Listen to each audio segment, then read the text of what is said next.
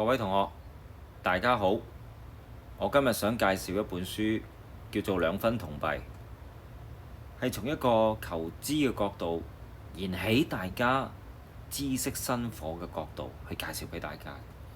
點解咁講呢？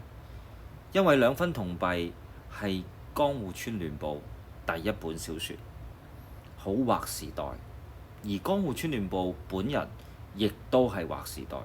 佢係日本第一個本格派嘅偵探小說家。江戶川係佢日本人嘅姓氏，亂步係因為佢嘅偶像叫愛倫坡，呢個係日本嘅音譯名。講返兩分銅幣，我當然唔會講入邊嘅故事講咩啦，因為係偵探小說嚟㗎嘛，就好似魔術一樣，話俾你聽點樣變就唔好睇啦。但係大概嚟講係講兩個賊人點樣去偷竊嘅故事。呢一本書嘅影響性非常大，因為自此之後日本就興起咗偵探小說嘅熱潮。以後嘅東野圭吾同埋宮部美幸、松本清張等等嘅偵探小說家都係受到佢嘅影響。希望大家有機會借呢本書嚟睇咧。如果你有需要嘅，我手頭上係有㗎，可以隨便嚟揾我。